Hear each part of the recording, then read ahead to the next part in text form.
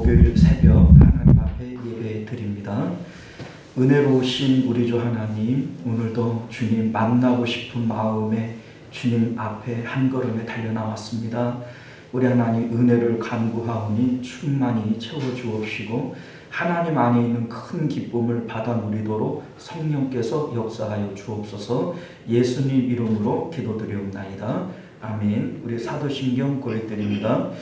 전능하사 천지를 만드신 하나님 아버지를 내가 믿사오며 그 외아들 우리 주 예수 그리스도를 믿사오니 이는 성령으로 잉태하사 동정녀 마리아에게 나시고 본디오 빌라도에게 고난을 받으사 십자가에 못 박혀 죽으시고 장사한 지 사흘 만에 죽은 자 가운데서 다시 살아나시며 하늘에 오르사 전능하신 하나님 우편에 앉아 계시다가 저리로서 산 자와 죽은 자를 심판하러 오시리라.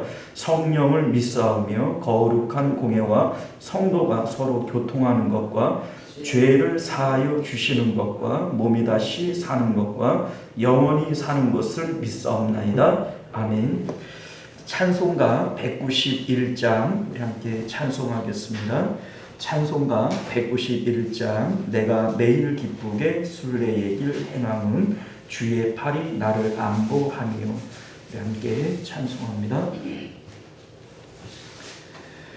내가 매일 기쁘게 순례의 길 행함은 주의 팔이 나를 안보하며 내가 주의 근복을 받는 참된 비결은 주의 영이 함께함이 성령이 계시네 성령이 계시네 할렐루야 함께하시네 좁은 길을 걸으며 밤낮 기뻐하는 것 주의 영이 함께함이라.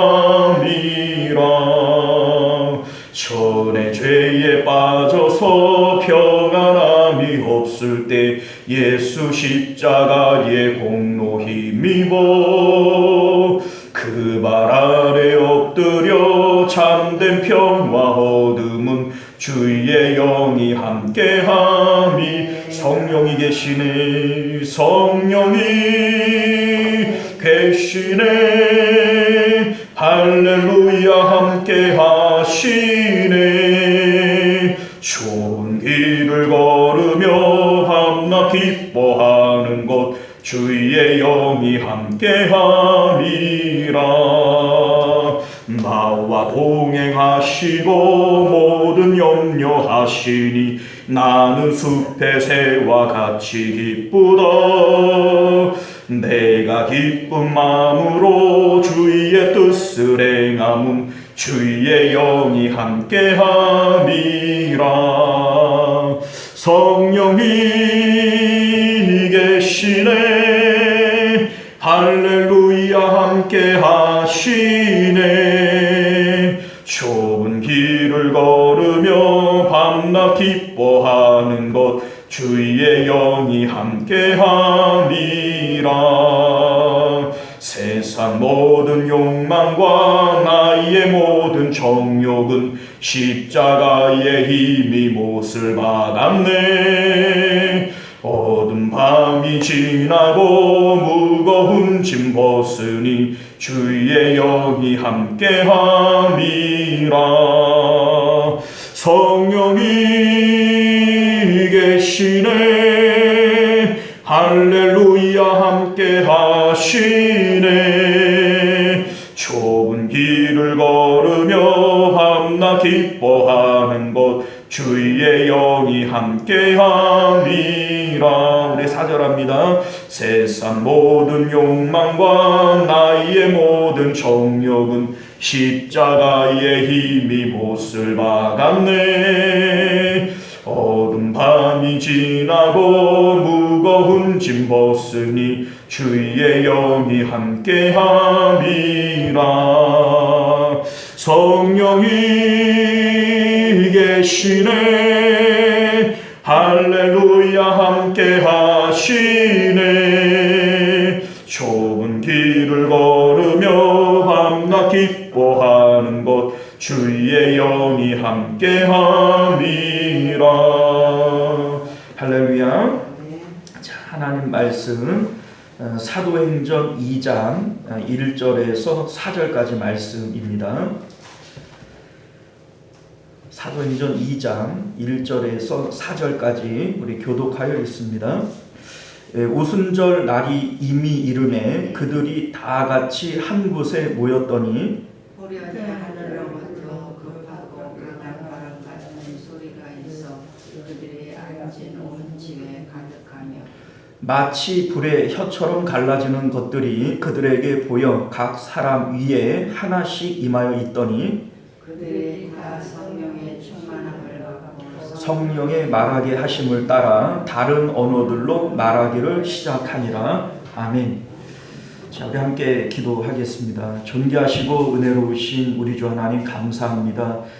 오늘도 우리가 주의 말씀을 따라 하나님의 뜻을 분별하게 하시고 주님 우리 삶 가운데 우리 하나님의 은혜가 있어 열매 맺는 삶을 살아가도록 은혜 베풀어 주옵소서. 예수님 이름으로 기도드리옵나이다. 아멘. 자, 오늘 우리는 함께 읽은 본문의 말씀을 중심으로 성령 충만의 비결이라고 하는 제목으로 하나님 말씀 함께 나누도록 하겠습니다. 성령 충만의 비결. 자, 오늘 본문의 말씀은 드디어 오순절에 성령님께서 임재하시고 성도들이 권능을 받는 내용이 소개가 되어지고 있습니다. 우리 이제 앞서 1장에 나오는 내용들은요, 성령 충만에 대한 개론적인 부분을 얘기를 하는 것이라면 2장은 성령 충만의 실천적인 부분을 얘기하고 있는 거예요.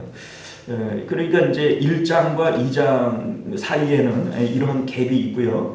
우리 이제 1장의 내용들을 좀 생각을 해보면 먼저 우리가 성령 충만을 위해서 기도할 수 있는 근거가 뭐냐? 우리 이제 성령 충만을 왜 우리가 기도해야 하고 또 기도할 수 있고 하나님께서 우리에게 성령을 주시겠느냐?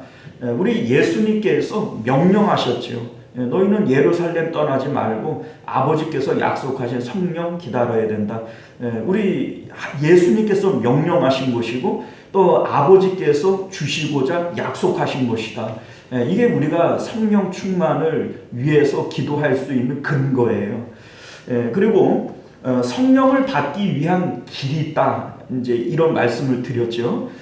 우리 예수님께서 너희들은 자기 십자가 지고 날 따라와라 이렇게 말씀하셨을 때 따라가기 위해서는 주님께서 먼저 가신 길이 있고 그리고 우리는 그 길로 따라가야 되는 것이고 우리 예수님께서 가신 그 길, 그 루트를 따라서 성령님께서 내려오시는 겁니다. 그 길이 어떤 길이라고 그랬어요? 예수님께서는 먼저 십자가에서 죽으셨고 무덤에 장사되셨고 또 부활하셨고 승천하셨다는 거예요. 그 승천하신 이 모습을 바라보면서 제자들이 넋놓고 있을 때 천사들이 마치 어이가 없다는 식으로 얘기를 하죠. 어찌하여 그 하늘을 바라보고 있냐. 사실 이 어찌하여라고 하는 말이 우리는 이해가 잘 안 가는 거예요. 상식적이지 않습니다.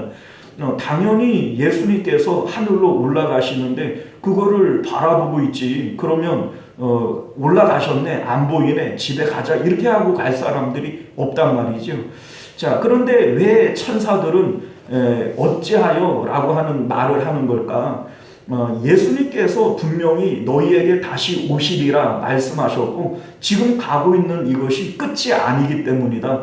이런 이제 의미에서 어찌하여 너희들 마치 이것이 끝인 것처럼 하늘을 바라보고만 있냐. 너희에게 다시 오신다고 얘기했고 또 다시 오시리라. 이것에 대해서 말씀하고 있는 겁니다.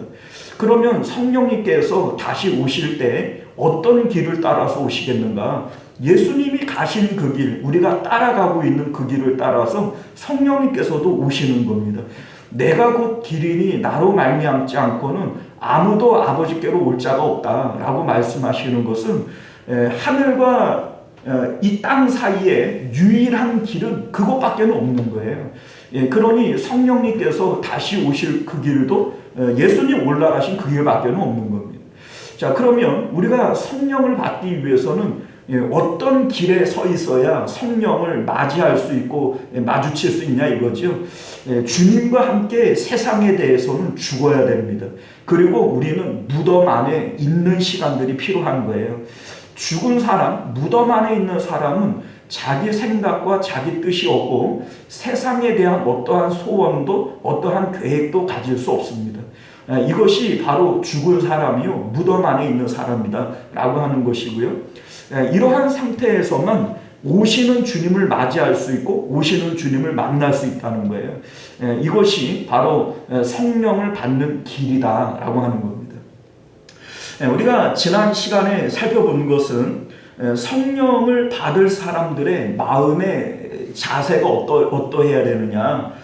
우리 이제 1장 25절을 보면 성령은 무엇을 위해서 우리에게 주시는 거냐. 봉사 및 사도의 직무를 대신할 자를 세웠다. 이러한 자들에게 우리 하나님께서 성령을 부어주시는 겁니다. 성령을 주셔서 우리에게 뭘 하려고 하는 거냐. 여전히 세상을 향해서 소원을 품고 살아가려고 하는 자들에게는 성령이 필요 없어요. 그것은 마치 이 땅을 살아가기 위해서 하늘로 올라가신 승천하신 예수님을 다시 이 땅으로 끌어내리는 것과 다를 바가 없기 때문에 그래요.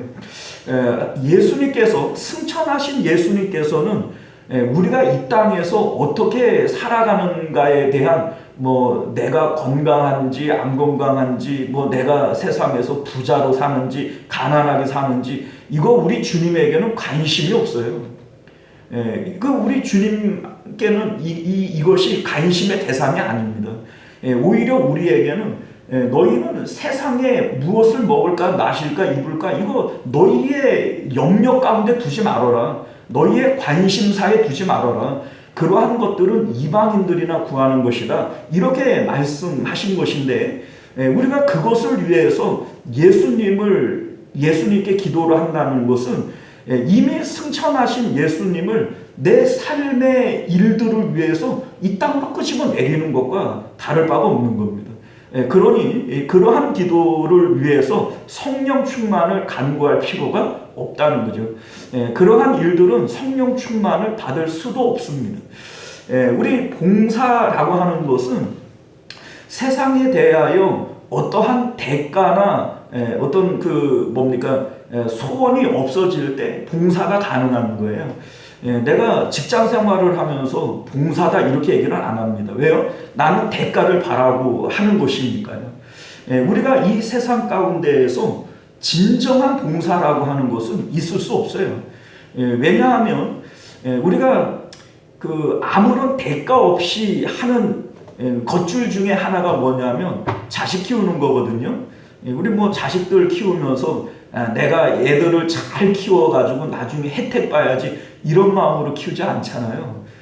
그런데 그것마저도 우리는 봉사라고 말할 수 없습니다. 왜냐하면 자녀들을 키우는 것이 내 마음의 기쁨과 만족을 위한 것이지 남을 위해서 하는 게 아니잖아요. 그러니까 그것마저도 봉사라고 말할 수 없단 말이죠.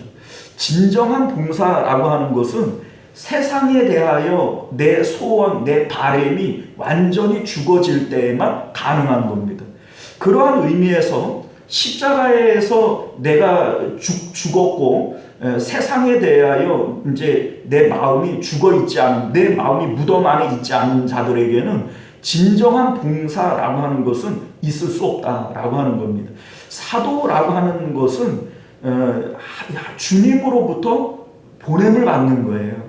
무엇을 위해서요? 봉사를 위해서. 자, 그러니까 우리 이제 어떤 마음의 자세가 있을 때 성령을 맞이할 수 있느냐? 우리 마음 가운데 세상을 향한 소원, 내 바람이 죽고 온전히 봉사자의 마음, 주님으로부터 보냄을 받을 수 있는 마음의 상태여야만 성령을 주시는 것이다. 성령은 그러한 일들을 위하여 주시는 것이다. 이것이 지금까지 1장에서 우리에게 말씀하고 있었던 내용이라는 겁니다. 자, 그런데 1장의 제자들의 상태는 하늘로 승천하시는 예수님을 봤어요. 이것을 넋을 놓고 바라보고 있습니다. 이 제자들이 승천하시는 예수님을 바라보는 마음은요, 야, 예수님 참 보고 싶다. 예수님 예수님이 하늘로 올라가시는 것을 보니 정말로 천국이 있구나. 이러한 마음들이 승천하시는 예수님을 바라보는 제자들의 마음인 거예요. 그러니까 예수님을 사모하는 마음, 천국을 사모하는 마음을 통하여 그 마음이 승천하시는 예수님과 함께 하늘로 올라가는 겁니다. 자, 이러한 상태에서 제자들은 오로지 기도에 힘썼다. 이 마가의 다락방에 모여서 오로지 기도에 힘썼다라고 하는 것이 1장의 이 끝에 마무리되어지는 내용이라는 말이죠. 자, 그런데 우리 이제 1장 3절을 보면 예수님이 부활을 하시고 40일 동안 이 땅에 머무셨다 이렇게 되어 있어요.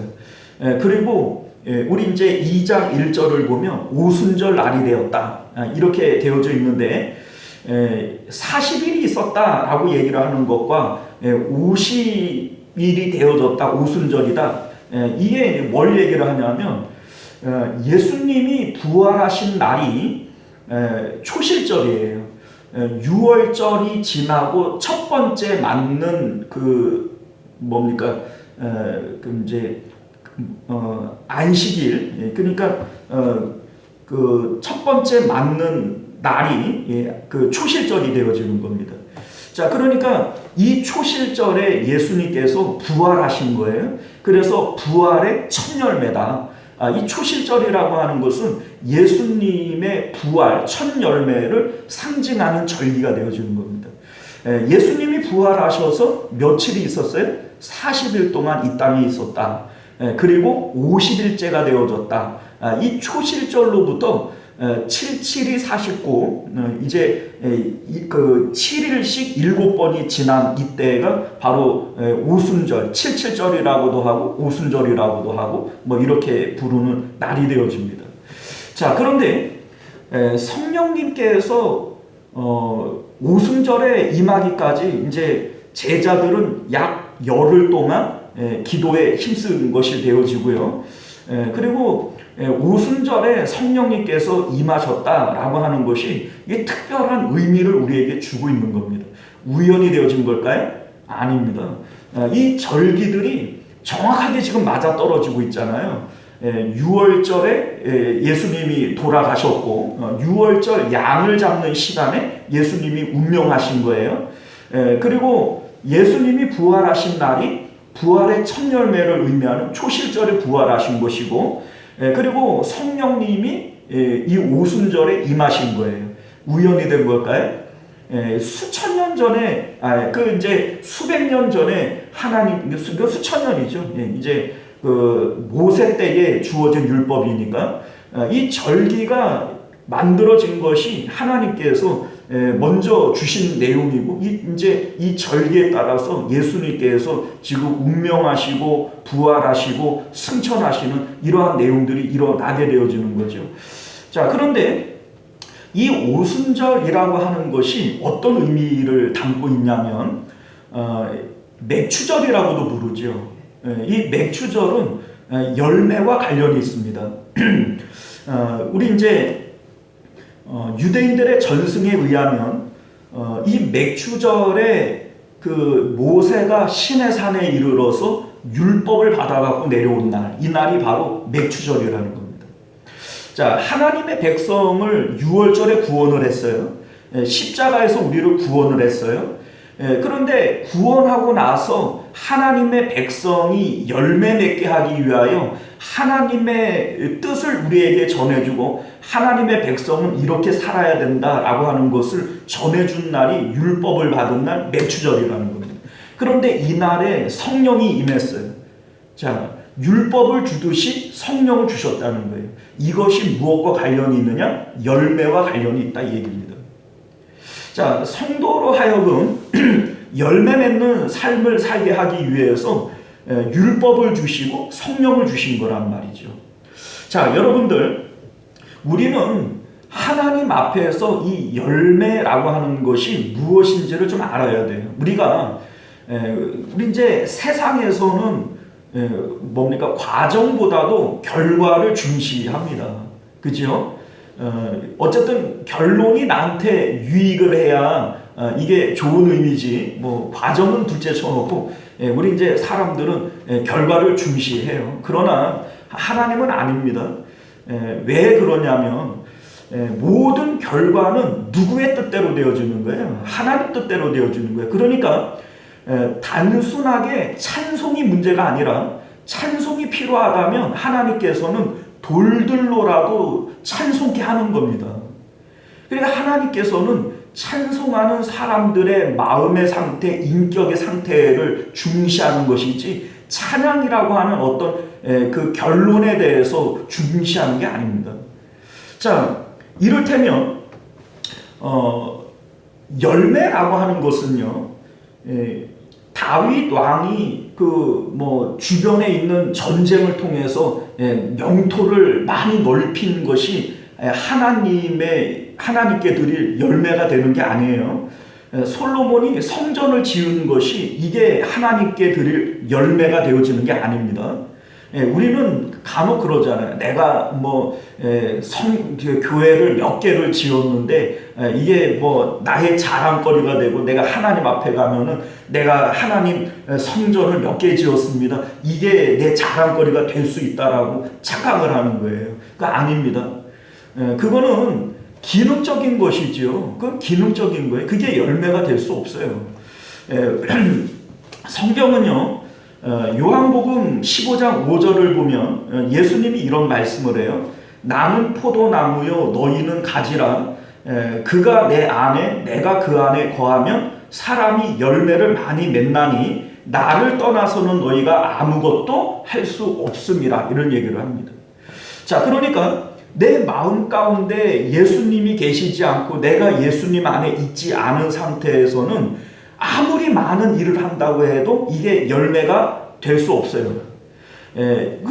예수님께서 이제 내가 주의 이름으로 선지자 노릇을 하고 귀신을 내어 쫓고 병을 고쳤습니다. 이렇게 얘기를 한다고 할지라도 내가 너를 도무지 알지 못하노라. 불법을 행한 자들아 내게서 떠나라. 이렇게 얘기를 합니다. 자, 그러니까 선지자 노릇을 한 게 열매이지 않고 병을 고치고 귀신을 내어 쫓는 것이 열매이지 않다는 거예요. 우리는 이러한 것을 열매라고 착각을 하지 않습니까? 우리 그렇잖아요. 내가 주님을 위해서 목사했어요. 내가 주님의 종했어요. 선지자 한 거 아니에요, 그죠? 그런데 이게 하나님 앞에 열매가 될 수 없어요. 그게 열매 아니란 말이죠. 자, 어떤 것이 열매냐? 하나님이 내 안에, 내가 하나님 안에 있어서 주님의 뜻과 주님의 계획대로 한 것만 열매가 되어지는 거예요. 자, 여러분들 이렇게 한번 예를 들어볼까요? 제가 굿을 꿰기를 하고 있어요. 근데 내 계획은 큰 굿을 하나, 작은 굿을 하나, 이 패턴으로 끼워서 목걸이를 만들려고 해요. 근데 우리 윤서정 원사님이 목사님 뭐 하세요? 제가 도와줄게요. 이러더니 막 큰 거 2개, 작은 거 3개 막 끼워놨어요.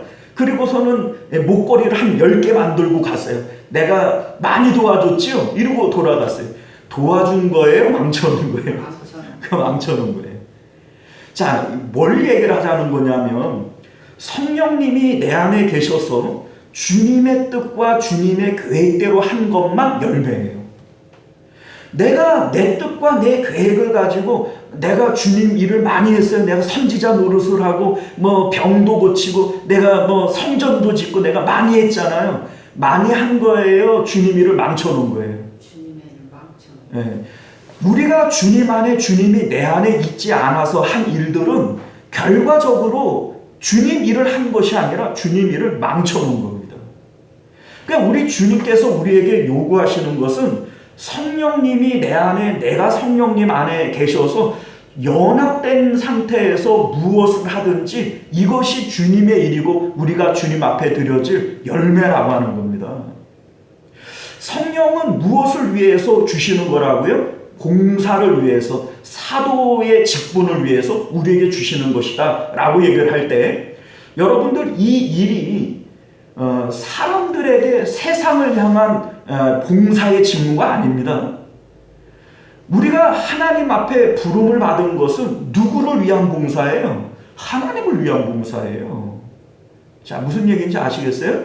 자, 그러니까 성령을 우리에게 부어주실 때 하나님께서는 하나님의 뜻과 하나님의 일을 위하여 우리를 하나님의 도구로 부르시는 거예요.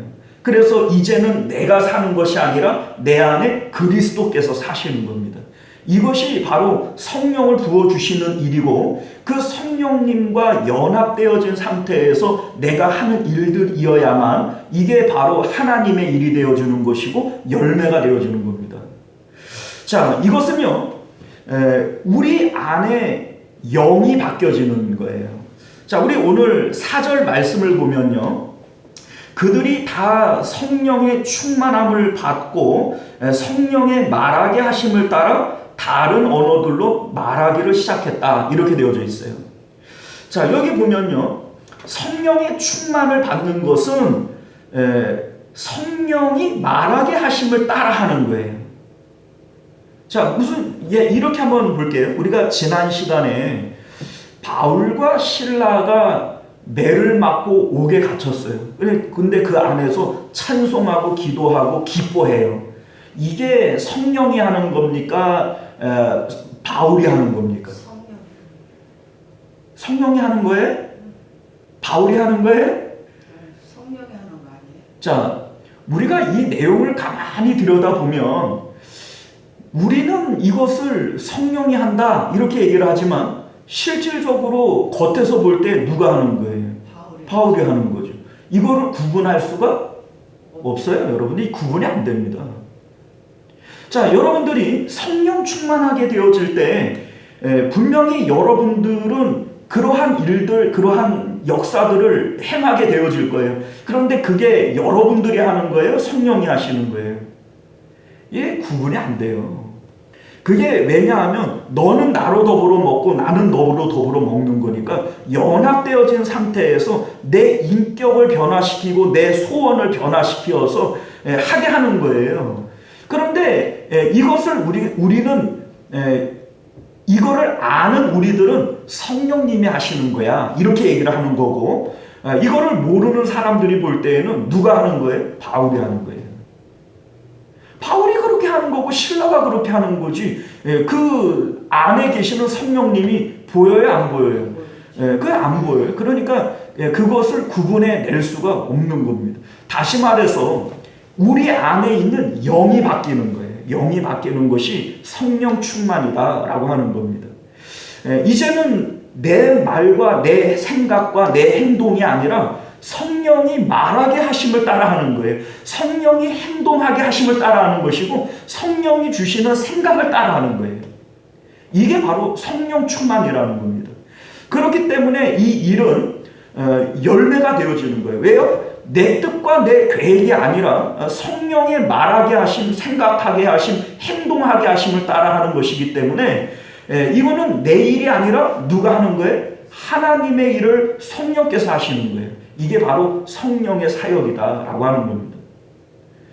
자, 여러분들, 우리 이 세상 가운데에는 성령의 말하게 하심이라고 얘기를 했잖아요. 그러면 성령이 말하게 하심 이전에는 우리는 무엇을 따라 말하고 사는 걸까요? 우리가 이걸 착각해요. 내 생각과 내 말을 하고 살았지. 아니요. 여러분들, 내 생각과 내 말은 처음부터 없어요. 왜 그런지를 볼까요? 자, 에덴 동산에 선악과가 있어요. 하나님께서는 선악과를 먹지 말라고 얘기했고 마귀는 먹으라고 얘기를 했어요. 자, 그 가운데에 분명히 아담은 내 생각에, 내 결정에, 내 선택에 이렇게 생각을 할 거예요. 내가 선택해서 선악과 먹었어, 이렇게 얘기를 하겠지만 실질적으로는 자기 생각이 있어요, 없어요? 없네요. 없어요. 먹으면 마귀의 뜻이고 안 먹으면 하나님의 뜻이에요. 내가 선택했다라고 얘기를 하지만 결국은 내 선택은 없어요. 하나님의 뜻이든지 마귀의 뜻입니다. 중간에 내 생각과 내 마음은 없어요, 여러분들. 그러면 성령의 말하게 하심을 따라 말하고 생각하고 행동을 했다면 그 이전에 우리는 누구의 뜻을 따라 살아갔던 거예요? 마귀의 뜻을 따라 살아갔던 거예요. 성령의 뜻을 따라 말하고 행동하고 살아가지 않았을 이전에 우리의 삶은 마귀를 따라 살아갔던 거예요. 그래서 그 성경은 너희는 본래 너희 아비 마귀에게서 났으니 너희 아비가 하는 짓을 너희도 하는도다 이렇게 얘기를 하는 것이고, 사람들은 말하고 행동하는 모든 것이 죄일 수밖에 없었던 상태가 바로 이전의 우리들의 삶의 상태였다라고 하는 것을 여러분들 믿으실 수 있기를 바라요. 성령 충만이라고 하는 것은 영이 바뀌어지는 거예요. 이전에 우리는 마귀에게 지배당하고 살았던 겁니다. 내 말, 내 행동, 내 생각, 그 어떤 것 하나도 마귀의 지배를 받지 않은 것들이 없어요. 나는 내 생각에는 이라고 얘기를 하지만 내 생각 자체가 있어요, 없어요? 없어요. 우리는 성령을 따라 행하든지 마귀를 따라 행하든지 둘 중에 하나인 것이지 내 생각에는, 여러분은 내 생각이 없습니다. 자, 그러니 여러분들 성령 충만하지 않으면 우리는 마귀 충만하여 살아갈 수밖에 없는 것이고, 성령 충만하다라고 하는 것은 우리 안에 있는 영이 바뀌어지는 일이다 라고 하는 것을 믿으실 수 있기를 바라요. 자, 그런데 여러분들 이 영이 바뀌어지는 일이 한 번 성령 충만하고 한 번 영이 바뀌면 계속 그대로 있는 걸까요? 그렇지 않습니다. 자, 여러분들 사도 바울도 이런 얘기를 해요. 오호라 나는 곤고한 사람이로다. 이 사망의 몸에서 누가 나를 건져내랴. 내 자신이 마음으로는 하나님의 법을, 육신으로는 죄의 법을 섬기노라. 자, 이게 무슨 얘기입니까? 우리가 육체라고 하는 것을 가지고 살아가는 한은 우리는 이 죄로부터 자유로울 수 없는 존재들이에요. 이 육체의 체질 자체가 마귀가 사용하기에 너무나도 좋은 이러한 통로가 되어지는 겁니다. 자, 그러니까 여러분들 성령 충만이라고 하는 것은 단회적으로 끝나는 게 아니에요. 자, 우리 예수님께서 너희는 날마다 자기를 부인하고 자기 십자가를 지고 나를 따라와야 된다. 우리 사도 바울도 나는 날마다 죽노라 이렇게 고백하고 있는 이유가 뭡니까? 성령 충만이 단회적으로 이루어져서 내 영이 한번 바뀌면 이제는 성령께서 끊임없이 나를 충만하게 지배하고 있는 상태라면 굳이 날마다 죽을 필요가 없지요. 그런데 성령 충만이라고 하는 것은 단회적으로 가득 채워지지만 이 육체라고 하는 것을 가지고 있는 한 우리의 이 성령 충만은 자꾸 빠져나가 버리는 거예요. 이 육체라고 하는 게 구멍이 숭숭 뚫려 있는 자루와 같아서 자꾸 빠져나가 버리는 거예요. 그래서 성령 충만을 덧입기를 위해서는 우리가 늘 기도에 힘써야 되고 늘 은혜를 받아야만 되는 것이죠. 자, 여러분들 육체를 가지고 있는 우리의 체질은요, 마치 이런 것과 같아요. 그리스도로 옷 입는다 이렇게 얘기를 할 때 옷을 입는 것은 알맹이가 바뀌는 거예요? 껍데기가 바뀌는 거예요? 껍데기가 바뀌는 거예요. 알맹이는 여전히 있는 거죠. 그러니까 여러분들이 예수님을 통하여 죄사함을 받았더라도 여러분들 안에는 죄악의 근성이 그대로 남아있어요. 그러니까 이 죄악의 체질 때문에, 육체가 가지고 있는 이 죄악의 속성들 때문에 성령 충만은 늘 우리를 빠져나가는 거예요. 그래서 성경은 우리에게 성령 충만을 유지하기 위해서 늘 기도가 필요하고 은혜가 필요한 것에 대해서 말씀하고 있는 겁니다. 육체라고 하는 것이 이런 것과 같아요. 마치 그 혈압약이 있어요. 자, 그러면 혈압이 이제 막 높단 말이에요. 그러면 혈압약을 먹는 동안에는 어때요? 혈압이 정상으로 유지되어지고 멀쩡한 사람처럼 보여지지만 혈압약을 끊으면 어떻게 되죠? 한 며칠만 안 먹어도 나도 모르게 그냥 혈압이 치솟고 이제 비정상이 되어지는 것처럼 하나님의 은혜 성령을 늘 공급받지를 않으면 이 죄악의 근성에 있는 우리의 육체의 체질은 자꾸 옛날로 돌아가 버리는 거예요. 그러니까 우리는 날마다 죽노라, 날마다 성령의 충만을 위해서 기도해야 되고 하나님의 은혜를 공급받아야 되는 겁니다.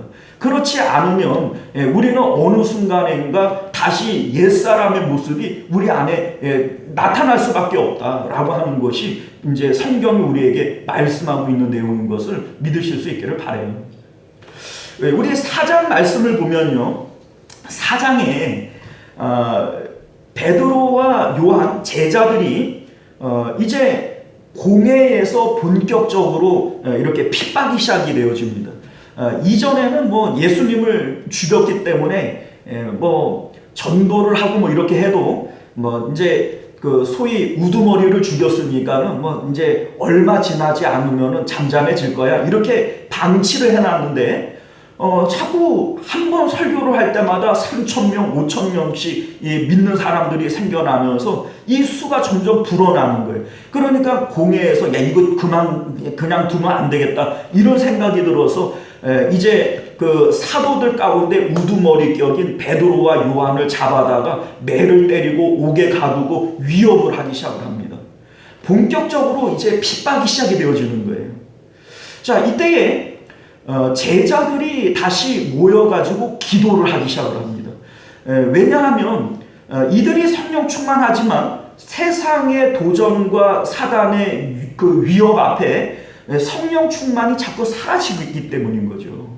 가만히 내버려두면 좀 좋을 텐데 자꾸 핍박하고 유혹하고 괴롭힐 때 우리도 모르는 사이에 성령 충만이 사라진단 말이에요. 이때에 이들이 모여가지고 다시 한번 빌기 시작을 해요. 근데 4장 31절을 보면 빌기를 다음에 모인 곳이 진동하더니 무리가 다 성령이 충만하여 담대히 하나님의 말씀을 전하니라. 자, 다시 한번 성령의 충만함을 덧입는 거예요. 한번 충만함을 받았다고 해서 끝나는 게 아니고 우리 마음 가운데 성령의 충만함이 사라질 때마다, 하나님의 임재가 약해질 때마다 다시 기도해서 충만함을 덧입고 충만함을 덧입는 것이 이게 바로 성령 충만의 비결이다 라고 하는 것을 믿으실 수 있기를 바라요. 내가 한번 은혜 받았다고 내가 지금 성령 충만하다고 이게 그대로 유지되어지는 게 아닙니다. 왜요? 우리는 죄악의 이 체질, 육체를 갖고 있기 때문인 거죠. 세상 살아가면서 직장에 시달리고 자식들한테 시달리고 돈 문제에 시달리고 건강 문제에 시달리면서 나도 모르는 사이에 세상에 젖어들잖아요. 그러면서 성령 충만은 내 마음 가운데에서 빠져나가 버리지 않습니까?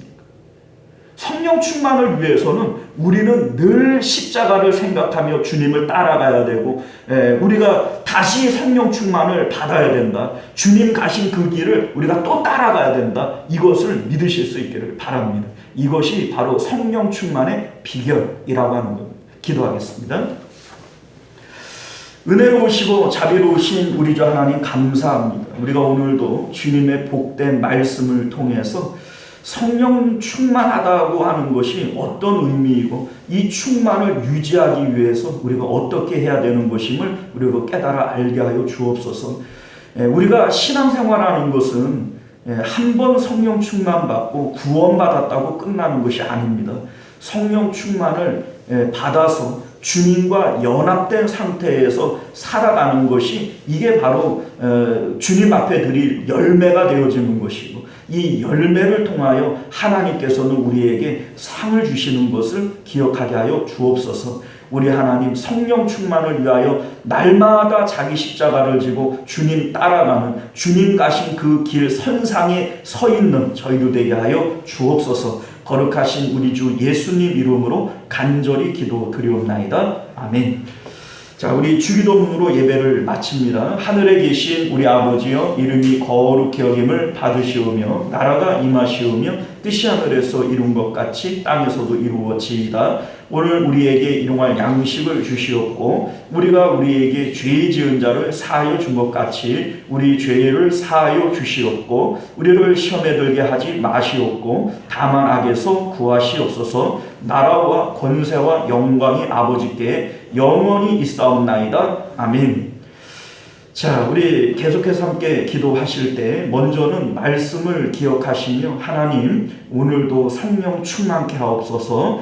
우리 마음 가운데 성령 충만이 유지되어지도록 은혜를 더하여 주옵소서. 기도하실 수 있기를 바라겠고요. 나라와 민족을 위해서, 가정과 자녀들을 위해서, 교회와 우리 환우들을 위해서 우리 함께 계속해서 기도하실 수 있기를 바랍니다. 주여 한번 외치고 기도하겠습니다.